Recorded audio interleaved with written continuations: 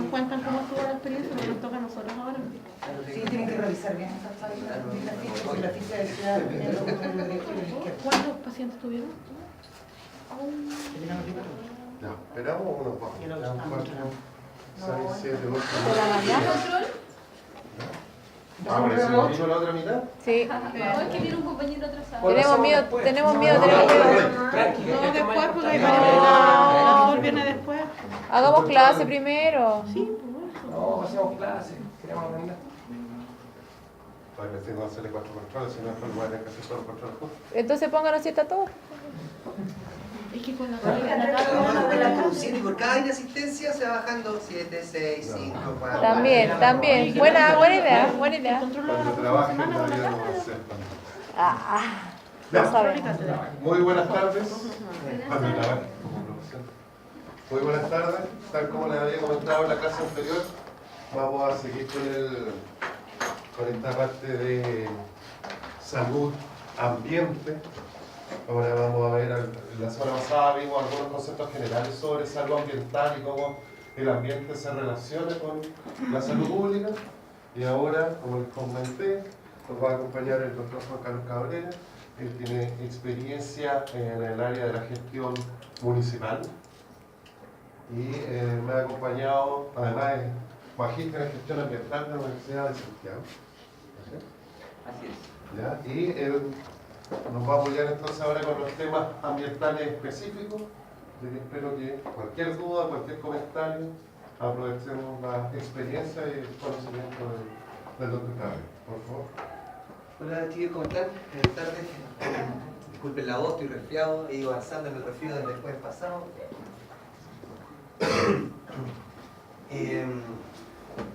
Una pequeña aclaración antes de empezar. No vieron gestión ambiental, ¿no es cierto? Vimos salud ambiental y conceptos generales. Gestión. Ya. Importante en los temas de gestión. Gestión generalmente se relaciona, cuando sale, ¿por qué habla de gestión ambiental? Porque es importante lo que vamos a hablar ahora sobre agua, aire, suelo, la regulación de agua y la gestión ambiental,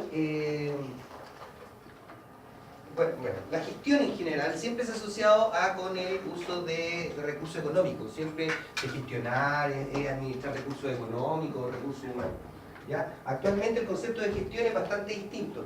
Gestión, para que ustedes se hagan una idea, dice más relación con agregar valor a la organización, ¿ya? Sea la que sea la casa, sea, no sé, una empresa.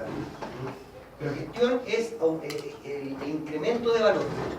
¿Y qué se relaciona en gestión ambiental? Por ejemplo, adelante. Cuando ustedes tienen un problema ambiental, lo primero que tienen que preguntarse es ¿qué hago? ¿Dónde? ¿Y cómo? ¿Ya? Eso es lo primero que cuando uno se enfrenta a un problema ambiental, de contaminación, de lo que sea. ¿Qué hago? ¿Dónde lo hago? ¿Y cómo lo hago?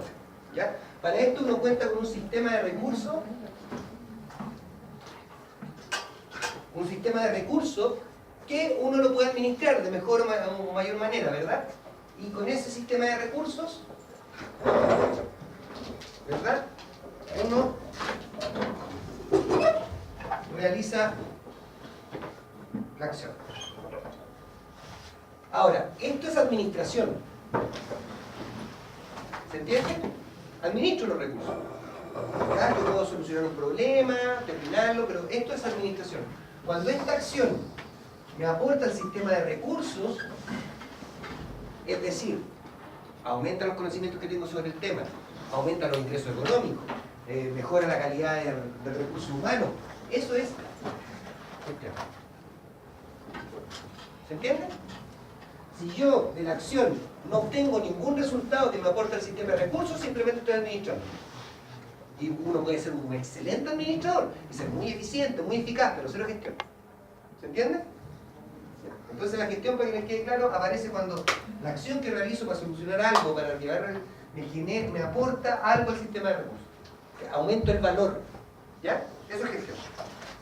Hecho ese pequeño alcance, voy a hablar sobre el agua y su contaminación. Agua. Primero, siempre les digo esto, recuerden que todo el agua que está sobre la superficie del planeta es la misma cantidad de agua que hay desde los tiempos inmemoriales, desde antes que existiera el ser humano. La misma agua que ustedes están bebiendo en este momento, en algún minuto algún dinosaurio se la tomó, algún neandertal se la tomó. Es la misma agua. Hemos perdido incluso agua mandando cosas al espacio. ¿Se entiende? Por eso es tan importante la exploración espacial, encontrar agua afuera, en otros planetas. Porque no podemos estar, colonicemos algún lugar, algún planeta, algún lugar que no podemos estarle mandando agua constantemente. Porque si no empieza a matar agua acá. ¿Entiendes? Ya. 2/3 de la superficie terrestre está cubierta de agua. Y el agua se divide en 97% que es agua de mar, un 2,3% son capas de hielo, disminuyendo obviamente con el tema del calentamiento global, y un 0,7% apenas es agua dulce disponible para consumo. Esta agua dulce también se distingue en otras cosas, pero reservas de agua en la Tierra, 1.400 millones de kilómetros cúbicos de agua salada, en agua de mar, 25 millones de kilómetros cúbicos de hielo, 300.000 kilómetros cúbicos de agua dulce en río y lago, aguas superficiales, y 200.000 kilómetros cúbicos de agua subterránea dulce, napas y ríos subterráneos. Hay diferencia entre napas y ríos subterráneos. ¿Ya? Después del terremoto del 2010, sobre todo en la región del Maule, hubo una cantidad enorme de pozos que se secaron. ¿Por qué? Porque al moverse la tierra por abajo también, hubo cambios en los cursos de los ríos, o bien las napas se profundizaron. Según la Organización Mundial de la Salud, se estima que el consumo promedio por habitante que hace uso de servicios sanitarios es el siguiente, son más o menos 200 litros por persona. ¿Ya? Ustedes dirán, no, ¿y cómo tanto? Cocer la verdura, ¿verdad? Cocer una papa, para cocer papa uno tiene que echar agua, ¿verdad? A lavarse las manos, a tirar el sanitario, etcétera, etcétera. Por lo tanto, en un día, diariamente cada uno de nosotros que va a hacer uso de servicios sanitarios ocupa 200 litros de agua. Por lo tanto, en un año son 73 metros cúbicos que cada uno de nosotros ocupa. Entonces, viendo que la cantidad de habitantes de un país, en este caso todavía tengo puesto 15, se supone que ahora somos 17, ahora después del mejor censo hecho en el mundo, en la historia de Chile, hace unos años atrás, todavía no sabemos bien cuántos somos, pero por eso lo pongo en 15, porque hasta que no se haga un censo decente, no pretendo aprender esas cifras. Porque son más o menos 17 millones. Ustedes saben que ese sistema de censo que se utilizó en Chile, ese que era el mejor del mundo, que se había usado en Brasil y en Uruguay, y que había sido un fracaso, yo no sé por qué lo usaron acá. Yo lo tuve un amigo uruguayo que me dijo, oye, pero eso se lo inventó brasileño, y lo usamos en Uruguay, y en Uruguay no sirvió de nada. Tuvimos que repetirlo. Y sin embargo acá se lo compraron. Los brasileños son los mejores vendedores del mundo, si no te parece. Entonces, por lo tanto, en Chile, con 15 millones de habitantes, se debería tener una disponibilidad de agua para uso doméstico, se multiplica esto, ¿verdad?, por el número de habitantes, 1.095 millones de metros cúbicos al año. Por lo tanto, no es difícil saber cuando un año ha llovido poco, hay pocas reservas de nieve, hay pocas reservas en los tanques de agua, ¿verdad?, que va a faltar o no agua. Por eso, ustedes escuchan diciendo de repente, no, este año vamos a tener escasez hídrica, ¿verdad? O dicen, no, este año no vamos a tener problemas, es porque no es difícil hacer el cálculo, no es difícil estimar esas cosas.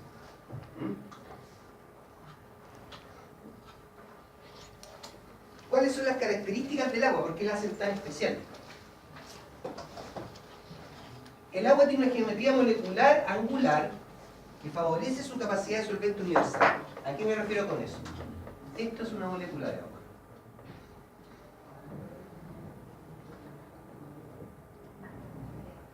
Vale. Eso. Así se dispone más o menos espacialmente, por lo tanto es un triángulo que tiene un polo negativo y un polo positivo. ¿Se entiende? Entonces es angular. Esto hace que sea solvente universal, porque es polar, es una molécula polar, tiene dos polos. El agua es capaz de disolver todo, lo único que necesita es tiempo. Hay cosas que las disuelve inmediatamente y otras cosas que se demoran miles de millones de años en disolverlas, pero las disuelve todas. ¿Ya? Si no, vean la playa en la arena, la arena en la playa con arena y todo eso son gran roca. Y dicen, no, la fuerza de las mareas, pero también el agua. Ahora, es el único compuesto, y esto es bien interesante, en que su estado sólido ocupa más volumen que su estado líquido, por eso se quebran las botellas en el freezer. porque aumenta su volumen. Todos los demás elementos o compuestos, al someterlos a frío, al quitarles temperatura, se reducen. Y eso es porque, bueno, de ahí le voy a explicar, y además es el único compuesto que en su estado sólido flota sobre su estado líquido. No hay ningún otro compuesto que lo haga. Cualquier otro compuesto se hunde. Y eso es básicamente por esto mismo que les explicaba, el agua, al solidificarse, aquí hay una molécula, deja aire atrapado en su interior, porque se ordena en forma de cubos.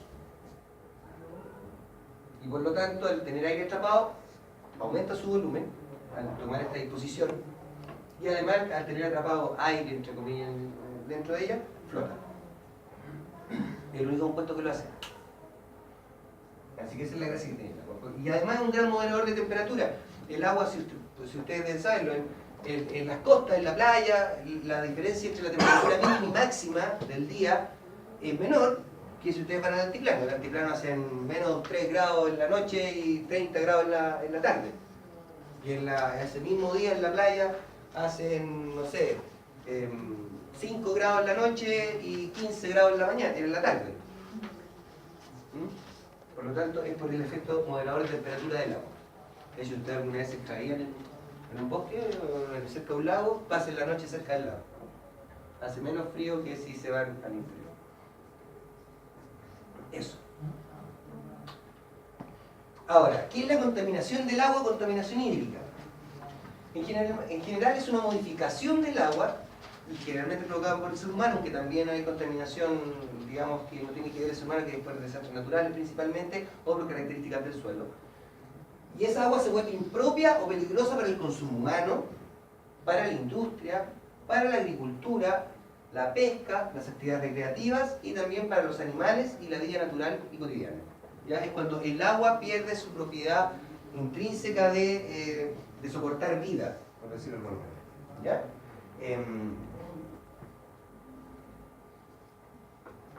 Esto no tiene que ver con agua potable solamente, ¿ya?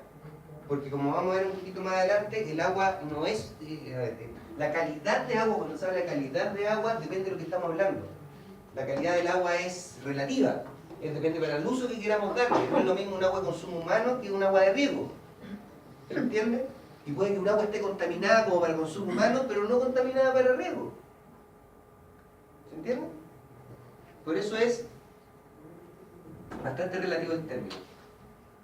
Como les decía, la calidad de agua debe considerarse en términos relativos al uso que se destina, y ese uso determina el conjunto de indicadores tanto físicos, químicos o biológicos que se consideran para la medición del factor. Ahora, ¿cuáles son los usos que se le da al agua? Primero, aguas de consumo humano, que es el agua potabilizada, las aguas de pozo y agua mineral. Distinto el agua mineral. Usted ahora, bueno, hace muchos años, ¿no? Al igual que yo, ¿no? Al igual que yo, Alonso y yo, para nosotros era impensado estar pensando en comprar agua para tomar en la calle. Era impensado. Nosotros si íbamos a la casa a tomar agua, o bien salíamos con una botellita, o si no le pedíamos al caballero que estaba regando un sorbito de agua. ¿Se entiende? Ahora no, ahora se venden las calles. Y todas la venden como mineral. Y no todo el agua es mineral. Hay 2 o 3 marcas que son minerales, la Cachatún, la Vital y creo que la... Porvenir o... No sé si existe. No sé si existirá todavía, pero... La Esas. Pureu. Todas las demás es agua purificada. Es agua de la llave que le han quitado todo. Así que si tienen cálculos, tomen agua purificada, no agua mineral. Y el agua mineral es pésimo porque tiene muy para los cálculos, porque tiene muchas sales, ¿verdad? Y eso. Otro dato, el gas carbónico del agua, bueno, de todas las bebidas en general, gaseosas, es un muy buen eliminador de olores. Si ustedes quieren eliminar olor, si el gato se les viene un cojín, enjuáguenlo con agua mineral pura. El gas carbónico elimina olores. Pero los mejores eliminadores de olores. Entonces tenemos el agua de consumo humano, agua mineral, potabilizada y agua de pozo. Están las aguas de riego, donde principalmente tienen que ver un tema de coliformes fecales, sobre todo para las plantas, las hortalizas que crecen a ras de suelo. Ahora estamos con un brote de cólera, Importante es también el tema de lavar bien la verdura, porque si bien el Seremi de Salud fiscaliza bastante bien que el agua se riegue con agua de pozo, nadie puede evitar que alguien haga por ahí alguna cosa, o que un perro, o que una persona que le dimos una urgencia intestinal, no haya una sequía. Aguas de riego. Las aguas de recreación, que son principalmente las de piscina, ¿verdad? Las de piscina principalmente, o alguna... Parques. ¿Cómo? Los parques. Parques, los aquapark. Esa manía que tenemos en Chile de ponerle a todo con nombre en inglés, ¿no? Aquapark. El colmo de los colmos, si ustedes vienen de Temuco hacia Santiago, van a uno que se llama, no recuerdo bien el nombre, le voy a poner un nombre, pero Antumapu Park. En Mapudungunco. Es como... ya es demasiado. Las aguas termales curativas también tienen un grado de... que tiene que ver, el agua de recreación tiene que ver principalmente con los niveles de cloro, ¿ya? Que es bastante más alto que el agua potable. El agua termal curativa, el mayor indicador del agua termal curativa tiene que ver con la presencia de nitratos, de fósforo y esas cosas. Y el agua de uso industrial en laboratorio, que depende del uso industrial que uno le quiera dar, o bien los laboratorios que usan agua destilada, y aunque no me crean, hay aguas destiladas que venden, por ejemplo, algunas empresas que venden insumos a los laboratorios.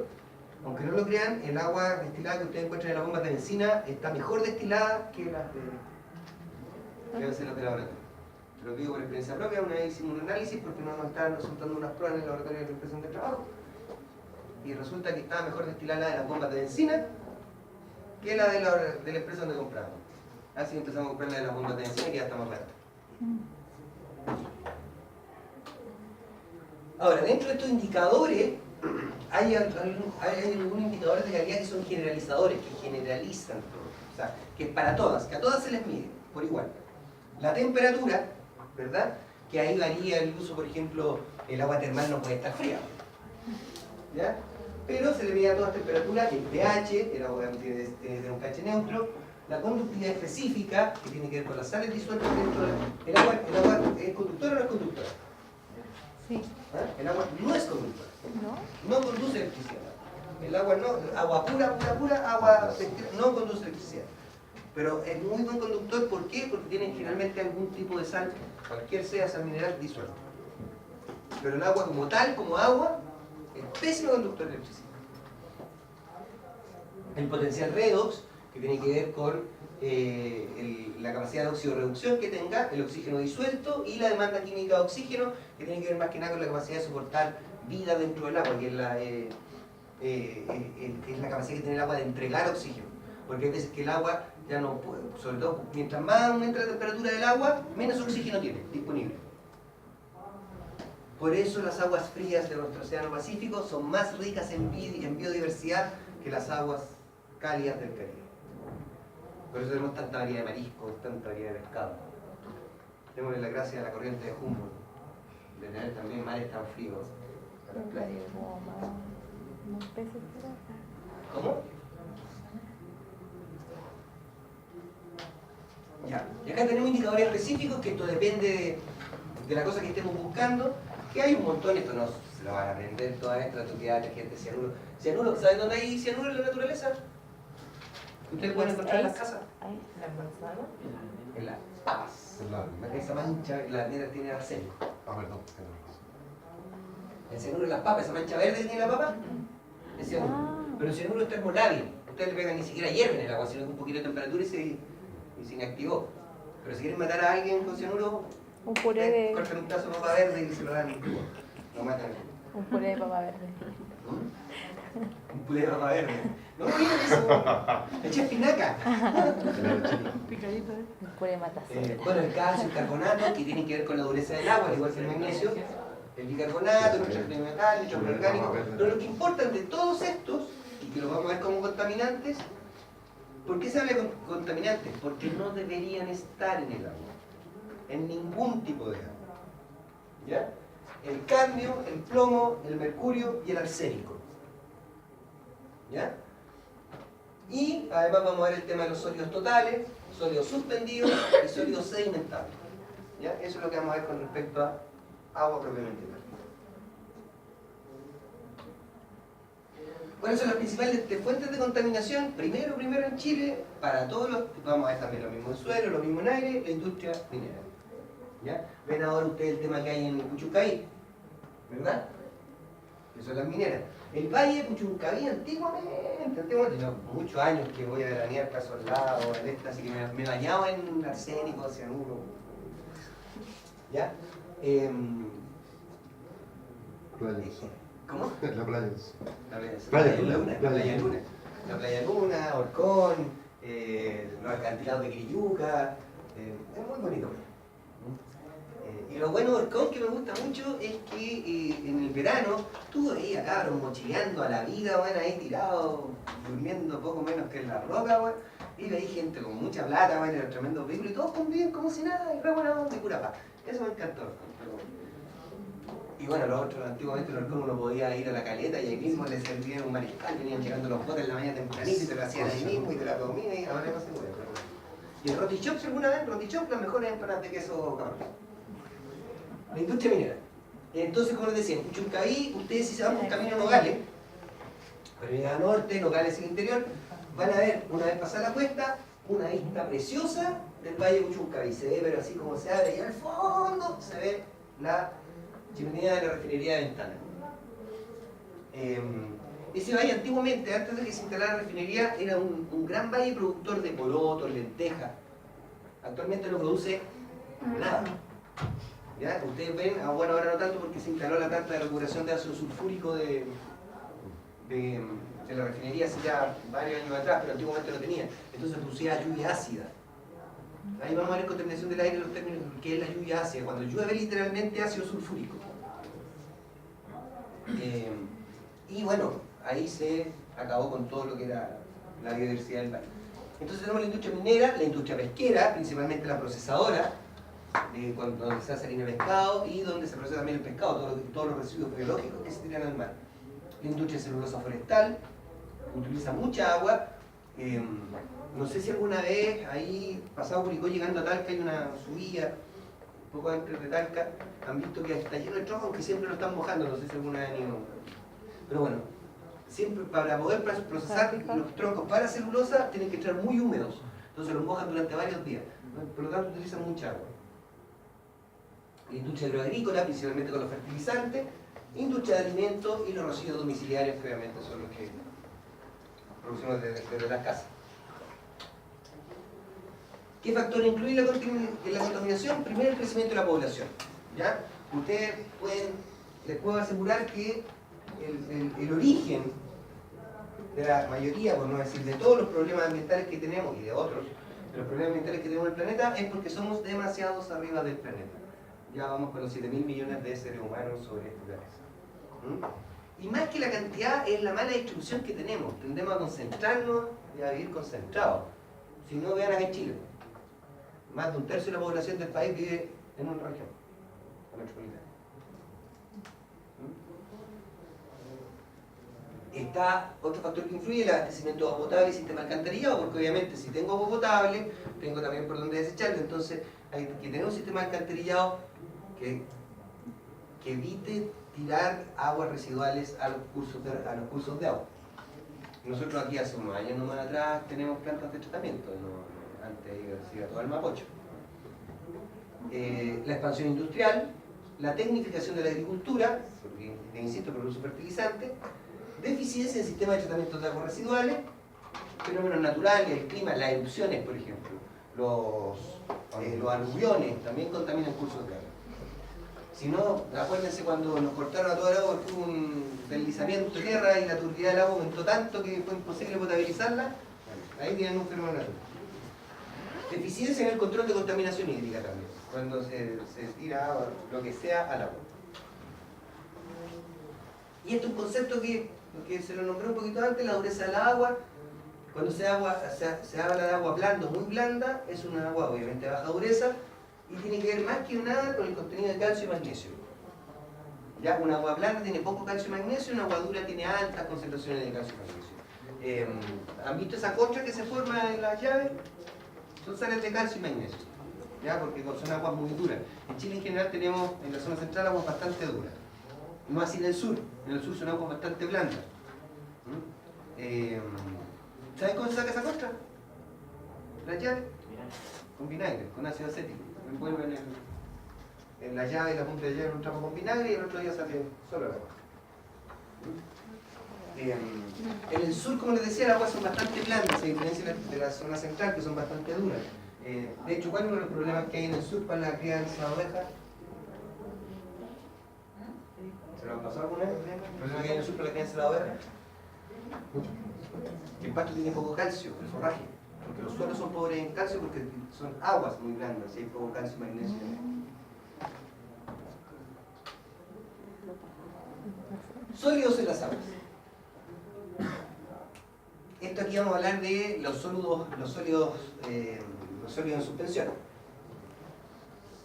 Esto tiene que ver la diferencia más que nada el tamaño expresado en micrones.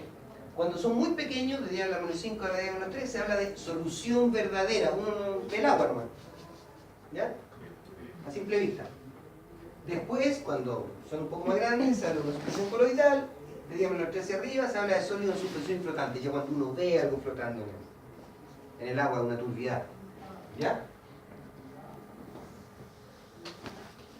¿Cómo se eliminan estos sólidos? ¿Por qué tengo esto en negrita? Porque es el único sistema que sirve para los tres. Tanto para la solución verdadera, como la solución coloidal, como los sólidos suspendidos. El tema es que obviamente una acumulación química y una oxidación biológica son bastante más caras como para realizarlo primariamente al tiro en un agua. ¿Me entiende? O sea, pensando en la potabilización de agua, si entra agua desde un río y viene con palitos, con bichitos, con trozos de arena, no voy a hacer primero una acumulación química o oxidación biológica para sacar eso. Me sirve, pero sería carísimo hacerlo hasta que... Entonces, ¿qué se hace primero? Una precipitación, transferencia de gases, un intercambio iónico, osmosis inversa, electrodinamia y absorción. Esto cuando la solución es verdadera, cuando no veo nada y sé que hay algo en el agua y quiero sacarlo de ahí. ¿Se entiende? Es cuando veo agua transparente, pero sé que tengo que eliminar algo de ahí. ¿Ya? Entonces, por lo tanto, precipitación, transferencia de gases, intercambio iónico, osmosis inversa, electrodiálisis. Por ejemplo, el agua de mar, ustedes pueden ver un frasco, un vaso con agua transparente, pero tengo que hacerle osmosis inversa para poder sacar la agua, que es la sal, ¿verdad? Ustedes no ven la sal disuelta. Electrodiálisis, absorción y coagulación química y oxidación biológica. Esa es una solución verdadera. Ahora, en una solución coloidal, lo único que sirve la coagulación química y la oxidación biológica. ¿Ya? Y cuando ya hay suspensión sólida en suspensión flotante, se puede hacer coagulación química y oxidación biológica, filtración y microfiltrado, o bien sedimentación y flotación y cribado, colado. ¿Ya? Eso depende del tamaño. Entonces, no quiero que se aprendan todo esto, pero sí que tengan claro que a distintos sólidos, distintos tratamientos. ¿Ya? Eso es lo que interesa. Y existen suspensiones coloidales, sólidos en suspensión y flotante y soluciones verdaderas. Y ahora vamos a ver algunas sustancias, disculpen si voy un poco rápido, pero vamos a tener que ver varias cosas hoy día. ¿Ya? Vamos a ver primero el mercurio. No el diario, ¿ah? Mercurio en el agua. El límite es según la United States Public Health Society, o sea, la Sociedad de Salud Pública de Estados Unidos, es 0 partes por millón. Ahora en Chile nosotros somos más resistentes a todas estas cosas, entonces 0,01 ppm. ¿Ya? Del mercurio. Aprovecho de decirle un poquito, cuando hablamos de contaminación, desde el punto de vista académico estoy hablando.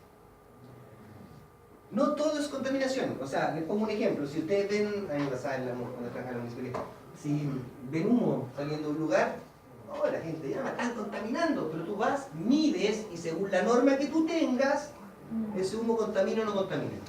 ¿Se entiende? Porque uno vea humo, a lo mejor no está contaminando, entre comillas. Por lo tanto, la contaminación también es un término relativo, depende básicamente de la norma que cada país tenga. Por ejemplo, este límite en un agua potable, por ejemplo, en Chile, si tiene 0,0001, no pasa. En Estados Unidos no. ¿Se entiende? Por lo tanto, viene un tema relativo, depende de qué salud para sus habitantes quiera cada país. ¿Ya? Y que les quede claro también, toda actividad humana causa contaminación, toda. Yo enciendo la luz aquí y en algún lugar se contaminó para producir esa electricidad. ¿Ya? Cuando los ecologistas, esto a ultranza, no, yo ando solamente en bicicleta, es súper ecológico. Bueno, ¿y de dónde salió el metal para armar con la bicicleta? ¿De dónde salió el caucho? De una mina. Se contaminó en alguna parte, por lo tanto, la cosa es minimizar la contaminación. Es imposible generar cero contaminación. Sí controlar los impactos que genera esa contaminación. ¿Ya? Eso. ¿Cómo se manifiesta la toxicidad del agua? El ejemplo más claro en la década del 50, del 60, en el área de la bahía de Minamata, en Japón, una epidemia de enfermedad nerviosa que afectó a las personas y los gatos. Tenían los mismos síntomas, las personas y los gatos. Y al final, haciendo el estudio epidemiológico, se determinó que había una concentración de mercurio en el pescado de 5 a 20 ppm. Y era el pescado porque había una industria que soltaba mercurio a la bahía, dentro del agua que vertía a la bahía, había grandes niveles de mercurio. Ahora, el mercurio como tal no es tan tóxico. Ustedes se pueden comer una bolita de mercurio en un termómetro y no se van a intoxicar. El problema es el león que se lo va a comer a usted, ese se intoxica. ¿Se entiende? Porque el mercurio se tiene que pasar por una cadena trófica, tiene que incluirse, tiene que biologizarse, por decirlo de alguna manera. El metilmercurio es tóxico, no el mercurio como tal. Es muy poco tóxico el mercurio como tal. Por eso el tema de las vacunas, del timerosal, es una mentira. Si alguien no quiere vacunar a su hijo porque no quiere exponerlo a los efectos adversos de una vacuna que tienen que ver con fiebre, ya que puede desarrollar la enfermedad en un porcentaje mínimo, pero existe la posibilidad, ustedes saben que no existe una vacuna 100% segura. Puede ser 99,9999%, pero siempre existe una posibilidad. Eso es una razón válida, pero esgrimir el timerosal como es una falacia. ¿Ya? ¿Se entiende? De hecho, en los países donde se dejaron de producir vacunas con timerosal, el índice de autismo no ha bajado. Porque se asocia el timerosal con el autismo, ¿verdad? Esa es la engrupilla que salió en las redes sociales, en Facebook y en todo eso. Y eso se originó a raíz de un médico en Inglaterra, ¿fue, no es cierto? Un estudio de inglés, no me acuerdo, un estudio que no tiene base científica. que tú hasta preso y que lo hizo, lo que él dijo fue que la 3 vírica se relacionaba con problemas de salud en los niños. La 3 vírica, no nombró ninguna otra vacuna. Y tampoco nombró el timerosal. Pero dijo la 3 vírica. ¿Y por qué hizo ese estudio? Porque él había desarrollado una vacuna que era única, o sea, que tenía la 3%. Y todo está preso ese tipo. Y de ahí viene toda la onda de las vacunas. Es más, se han hecho documentales de estos antivacunas que, miren, salen un doctor diciendo, porque a usted ni siquiera le dicen que en la vacuna le meten bacterias, virus, pero si es una vacuna, no. Pero lo pone como alarma.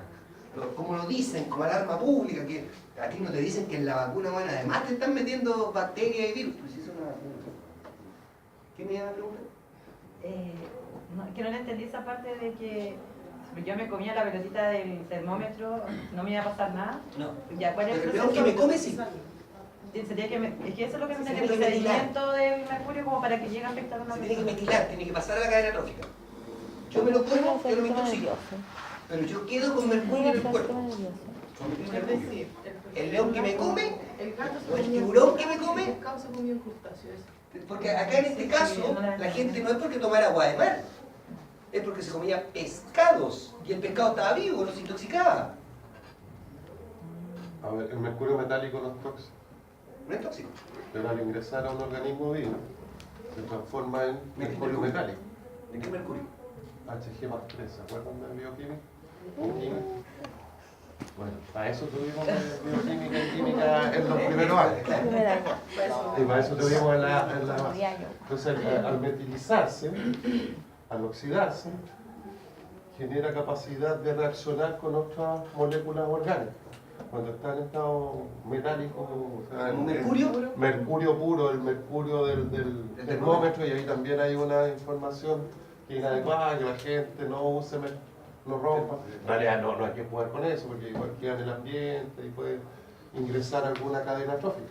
Pero el punto es que cuando está metabolizado por algún organismo, se transforma en... agarra capacidad. tiene capacidad tóxica. Ya, gracias. ¿Se entiende? Lo voy a entender, Pero el sí. mercurio como tal, como metal, no.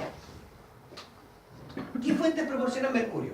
El mercurio metálico utilizado en aparatos de vacío, que ya no hay prácticamente en laboratorios y electrodos, compuestos inorgánicos de mercurio empleados en procesos industriales, inorgánicos de mercurio utilizados como fungicida en el tratamiento de semillas, mercurio de celdas galvánicas o baterías, Por eso, sí. termómetros, barómetros desechados, productos farmacéuticos, pintura y explosivos. Aquí está la parte. ¿Ya? Efectos y características toxicológicas. El daño neurológico incluye irritabilidad, parálisis, ceguera y demencia. Eso puede generar mercurio como tal, como tóxico. También genera alteración cromosómica y tiene un efecto acumulativo, potencializador a lo largo de las cadenas tróficas naturales. Se bioacumula, no desaparece, no se metaboliza, en el sentido de que desaparezca el cuerpo. O sea, un pececito comió mercurio, se lo come otro pez más grande, tiene más mercurio, ese se lo come otro pez, más mercurio, se va concentrando el mercurio a través de la cadena trófica. Y como les decíamos, el mercurio como metal y sus sales minerales no son muy asimilables por los organismos y se consideran menos tóxicos que los compuestos orgánicos del elemento, principalmente el metilmercurio. Ahora vamos a ver el arsénico.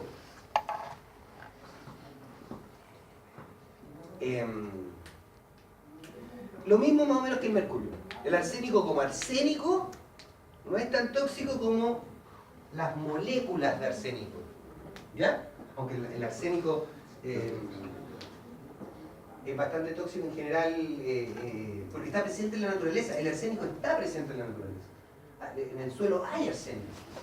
Hay aguas con, por ejemplo, los niveles de arsénico, ahí se lo pueden ver. Por lo tanto, los compuestos de arsénico son más tóxicos que el elemento mismo. ¿Ya? Una intoxicación aguda por arsénico es una ingestión equivalente a más de 100 miligramos de arsénico. Y crónica, ingestión de pequeñas dosis en el tiempo. Y hay evidencias que el arsénico es cancerígeno, aunque todavía no se puede relacionar. En la corteza terrestre, y esto es importante, ¿qué tal? 2 a 5 partes por millón de arsénico en el suelo, en la corteza terrestre. Hay arsénico en el suelo. Por lo que el agua lo tiene como componente natural. Sin embargo, el límite en Estados Unidos es 0,05 y nosotros nuevamente tenemos el doble. Aguantamos más arsénico que el resto del mundo. Ahora, ¿qué pasa con el arsénico? Tenemos esta norma para todo Chile, excepto para la región de Antofagasta, que es el doble.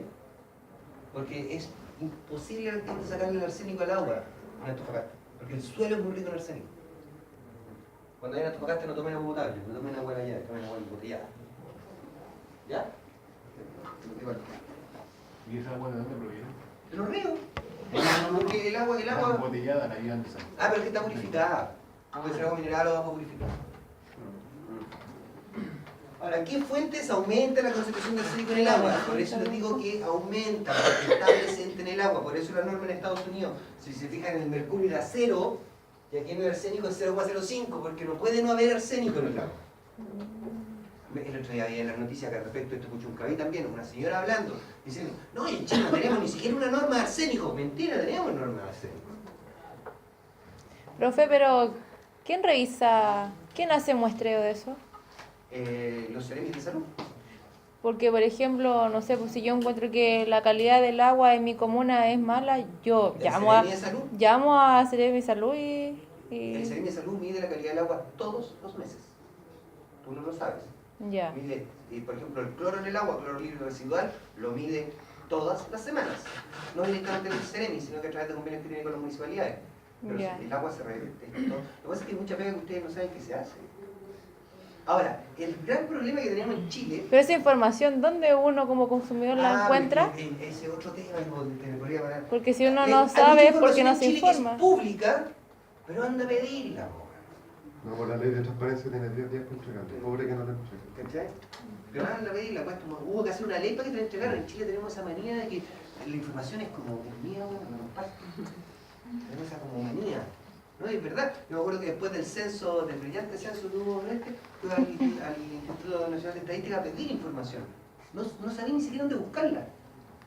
Porque tratáis de encontrar y no encontráis. Me esconden. No vaya a ser que alguien se entera de algo que no tiene que enterarse. Pero bueno, existe y se controla. Pero ahí tenemos un tema con el tema de la información, el acceso a la información. ¿Ya? Eso ténganlo. Una preguntita, si esto se mide constantemente, ¿por qué hay ocasiones en las que efectivamente salen a brote problemas que tienen que ver con el agua? Por ejemplo, una ocasión en Valle Grande, en Tampa, hubo contaminaciones del agua y creo que hubo un revuelo por el tema y duró bastante tiempo. Si se medían y se vieron, yo creo que se deben haberse dado cuenta que algo estaba pasando, ¿por qué no se tomaron? Porque hay veces que generalmente son intoxicaciones agudas, que aparece el problema y se intoxica la gente al tiro. Entonces tendrías que haber medido ese día justo para darte cuenta. Pero no fue un día, o sea, duró bastante tiempo. No, el problema a lo mejor dura harto tiempo, pero me refiero a cuando se inició el problema. Profe, entonces esto, ¿lo miden mensual? ¿Una vez al mes? ¿No hay una medida? El se mide semanalmente, se mide 2 veces al mes. Y que por eso ahora pueden El estar... cloruro residual. No, en este caso no era Los demás, y aquí es lo que le iba a hablar, el gran problema que tenemos con la fiscalización en el país, en los organismos públicos, es que durante los años 70, 80, ¿verdad? Durante la dictadura militar, el Estado lo redujeron tanto, porque el Estado no tenía que hacer nada. Es el mercado el que regula todo. Y ahí tenemos los problemas de corrupción, ¿verdad? Tenemos los problemas de las pensiones. ¿Ustedes han fijado en algo de las pensiones? En la década de los 80, cuando se cambió el sistema previsional, obligaron a todos los trabajadores a cambiarse al sistema nuevo. ¿Menos a quién? A las Fuerzas Armadas. Y es porque y después desacreditan el sistema de proporcional, de reparto, solidario de pensiones. ¿Se entiende? Es lo que pasó un poco con los mapuches también, para que ustedes vean que hay un tema comunicacional a veces. Hasta antes de la Guerra del Pacífico, incluso durante la Guerra del Pacífico, hasta antes de esos años, el mapuche en Chile era ensalzado como ejemplo de resistencia frente a la invasión extranjera. Teníamos mapuche en el primer escudo nacional. Pero ¿qué pasó? Después de la Guerra del Pacífico, cuando vino la pacificación de la Araucanía, que en realidad fue un genocidio, se entró a los territorios a matar a todo el mundo, porque eso fue, no fue otra cosa. Todos los problemas que tenemos ahora con el tema mapuche, que se olviden un poco del tema, es porque el Estado le quitó a los mapuches sus tierras. Y no fue una negociación, no fue, oye, mira, yo te voy a dar esto, y no, se arrasó con el pueblo mapuche. Entonces, ahí, durante esas campañas, ¿qué se hizo como campaña pública? El mapuche borracho, flojo. Sí. ¿Se entiende? Pero no solamente con esa etnia, sino que con muchas otras más. Claro. Entonces, ¿qué pasa con los mapuches actualmente? Que claro, mientras las tierras fueron del Estado no hubo grandes problemas con los mapuches. El problema es cuando el Estado, esas tierras que antiguamente eran de los mapuches, se lo entregó a los privados. A los gringos. ¿No? Y a los privados, en general. Nacieron las forestales, todo eso. Esas eran tierras mapuches que eran estatales. Y el Estado prácticamente se las regaló durante la época del 80 a empresas privadas. Que ahora sí cerraron, que ahora sí echaron a los pocos mapuches que habían ahí, porque tenían que plantar pino. Que esos no son bosques, ¿han visto en la propaganda de Bosques para Chile? Bosques para Chile, cuidemos nuestros bosques. Eso no es un bosque. Es un monocultivo. ¿Ya? Así que tengan cuidado a veces con este tema de las propagandas, de las cosas. Uno siempre tiene que irse un poquito más al fondo para ver el origen de los problemas que se generan, digamos. O sea, oye, pero un comentario respecto al tema de la capacidad fiscalizadora. Hay un elemento que es sumamente importante, que ya lo mencionó el doctor Cabrera, que es la capacidad en recursos humanos de hacerlo.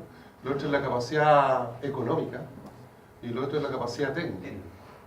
Entonces uno tiene que hacer un juego entre esos elementos para establecer cuál es el sistema más adecuado. ahora, y ahí es donde nos caemos. Hay un tema, por ejemplo, de la capacidad técnica. Ustedes saben que actualmente, he hablado todo el rato de ppm, pero actualmente la mayoría de las normas se explican en ppb, parte por billón.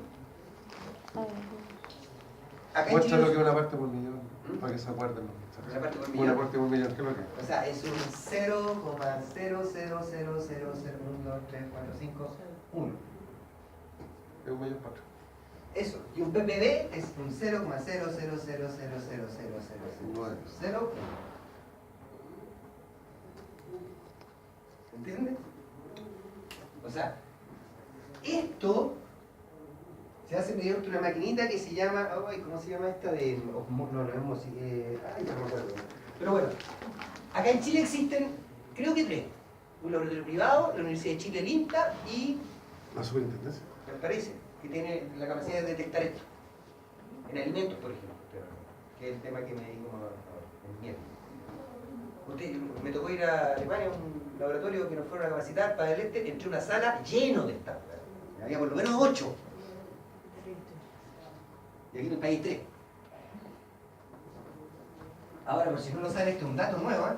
Hay una nueva técnica para determinar la adulteración de alimentos, la resonancia nuclear magnética.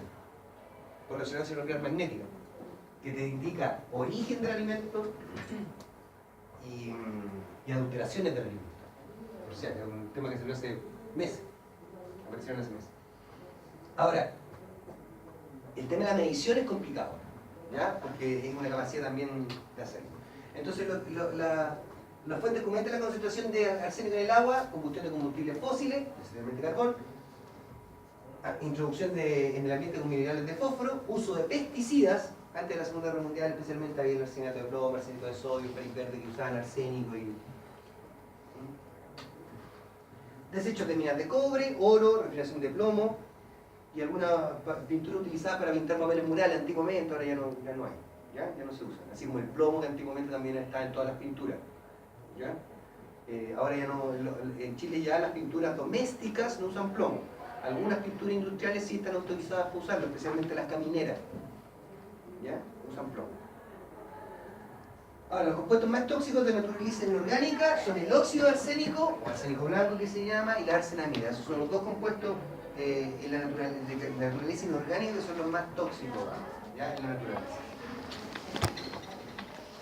Toxicológicamente, el arsénico es un veneno protoplasmático, actúa a nivel celular, ¿ya?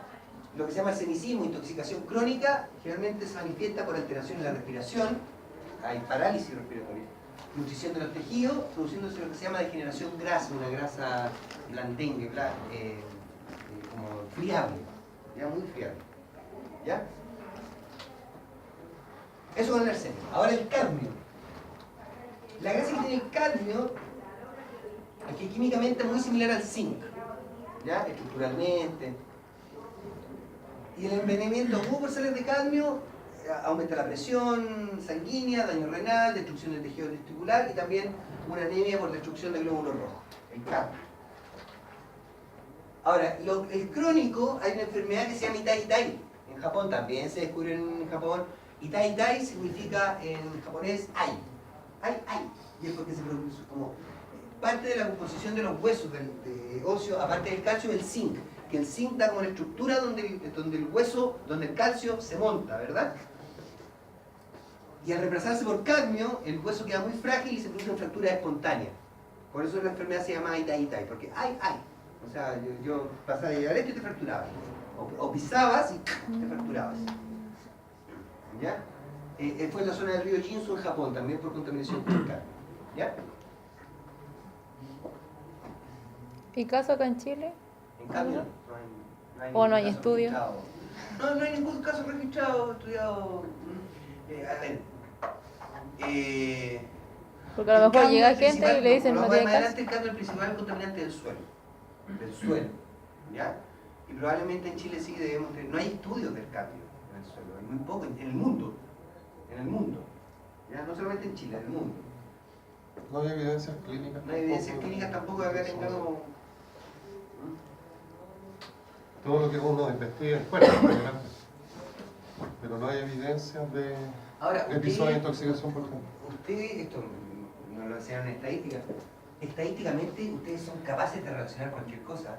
Hay estudios que han relacionado estadísticamente que los ojos claros y el pelo rubio con los edificios altos. ¿Cachai? Mientras más alto edificio, más rubio hay. Así Los es, sombreros con la probabilidad de sufrir infarto. infarto. El uso de sombrero con la probabilidad de producir infarto. Eso lo podéis usar. La estadística te soporta cualquier cosa. ¿Ya? Bueno, por eso han nacido otras ciencias también que tienen que ver con visiones más holísticas, como la sistémica. ¿Ubican la sistémica? La sistémica, no, bueno, otro día podemos hablar de la sistémica, porque está la sistémica se contrapone un poco al método científico, ¿ya? Porque la sistémica le da un valor al observador, cosa que el método científico no existe el observador. Tú tienes que repetir, tienes que obtener el mismo resultado, bajo las mismas condiciones, ¿verdad? Pero la sistémica no, porque está el observador, que es el que le da el sentido, por decirlo de alguna manera, al resultado. ¿Entiendes? La sistémica, por ejemplo, aparece en temas como que se usa mucho, se ha tomado la sistémica desde el punto de vista a veces paranormal, incluso medio esotérico, de que yo no puedo negar que tú viste un fantasma, porque tú lo viste. ¿Entendí? O sea, es como la frase que hay, que no es mentira lo que se siente, lo que sientes jamás es mentira, lo que tú sientes jamás es mentira. O sea, nadie te puede decir, no, estoy triste, no, mentira, no estoy triste, bueno. ¿Sabes vos? ¿Cachai? ¿Me entendí? O sea, hay un tema del observador, la sistémica, pero existe hablando más correctamente, la sistémica tiene un método que se llama la modelización sistémica, que te permite encontrar o diseñar experimentos, diseñar experiencias, ¿ya? Que sean repetibles, ¿ya? Pero bueno, es otro. Entonces las fuentes principales de cadmio son las descargas industriales, los desechos de minería, recubrimiento de metales, cañería de agua. Esto para el agua, porque para el suelo fertilizante. Y aquí estamos igual con Estados Unidos, para que vean que no se sabe en el mundo mucho, no se estudia mucho el cadmio, tanto en Estados Unidos como en Chile. La norma es 0,01 ppm en el agua. El plomo. Las fuentes de plomo, diversas actividades de la minería industrial, fundiciones principalmente. ¿Ya? El plomo de la gasolina, que aquí en Chile ya ustedes saben ya no se usa el plomo de la gasolina. Cañerías que contienen plomo en su manufactura, además de soldadura. El hombre que estudió el plomo fue perseguido en Estados Unidos, fue perseguido por las petroleras durante muchos años. A él se le pidió determinar la edad de la Tierra. Eso es lo que estaba buscando él, cómo determinar la edad de la Tierra. Y de repente cachó que las concentraciones de plomo eran como... Y se logró un financiamiento de una expedición a la Antártica para buscar los hielos y se dio cuenta que no había plomo en la atmósfera. Porque en los niveles de plomo que había en la atmósfera se decía que eran normales, que era naturaleza. Y este hombre, no me acuerdo el apellido, que descubrió el plomo y que la gasolina contaminaba, fue perseguido por las petroleras. Murió prácticamente indigente. Y él fue el que descubrió que el plomo estaba lleno de plomo por todos lados debido a... Antiguamente había esta propaganda para el plomo, se llaman soldaditos de plomo. ¿Cómo? Soldaditos de plomo. Traían soldaditos de plomo cuando chico, yo tuve. Pero eso estoy loco. Yo lo tuve. Yo lo tenía. No, yo tuve soldaditos de plomo. Yo tuve soldaditos de plomo. Me gustaban los soldaditos de plomo. Nunca me lo eché a la boca, pero nunca plomo. Entonces, las cañerías tienen plomo en su manufactura, además de soldaduras de plomo. Hay un caso de intoxicación en Chile por plomo, que fue un pueblo en el sur, en la región de la Araucanía, que la gente se estaba intoxicando por plomo, se determinó que era plomo. Entonces se empezó a buscar la fuente, el origen, y se dieron cuenta que el único punto en común, ¿verdad?, era el pan que la gente hacía, la harina. Y había un solo molino que surtía de harina al lugar. Y cuando fueron a investigar el molino, la piedra que muele, ¿verdad?, el trigo, se había quebrado. Y nadie encontró la mejor solución que ponerle una soldadura de plomo. Contaminó la harina, la gente hizo el pan con harina y se contaminó con plomo. Para que vean. La intoxicación aguda por plomo, trastornos renales, trastornos reproductivos, Problemas hepáticos y principalmente trastornos del sistema nervioso central, al igual que el crónico, que también produce retardo mental, encefalitis y dolores musculares, anemia y parálisis saturnina. ¿Por qué se llama parálisis saturnina? En general, cuando ustedes vean Saturnino, que tiene que ver en salud pública, con plomo, es porque antiguamente, en el tiempo de la alquimia, el plomo tenía el mismo símbolo con el que se simbolizaba que Saturno en la astronomía o astrología. De ahí viene, por si acaso.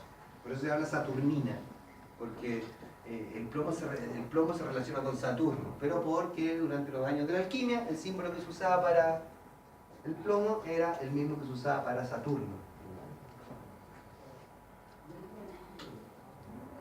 Y nosotros nuevamente en plomo tenemos el doble de la norma que en Estados Unidos.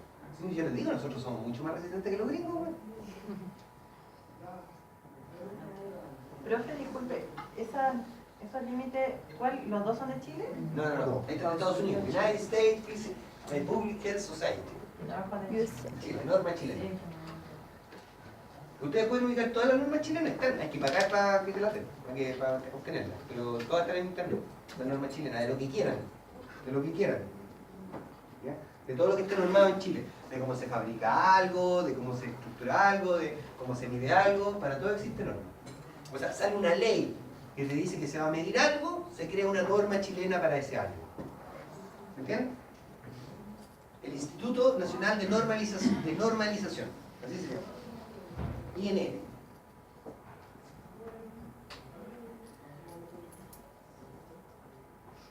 Ahora, un río, un lago o un embalse sufren eutrofización cuando las aguas se enriquecen en nutrientes.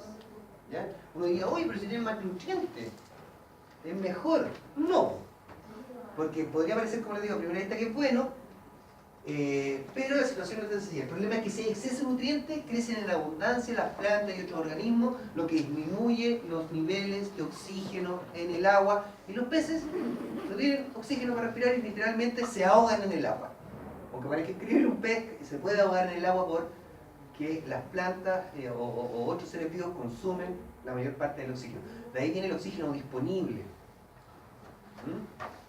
La demanda química de oxígeno que se mide en el agua. La eutrofización, ¿saben lo que es la eutrofización? Es cuando se crece un solo organismo en una masa de agua, en un río, en un lago, y crece una pura planta y termina matando a todo el resto. Viene de igual, ¿ya?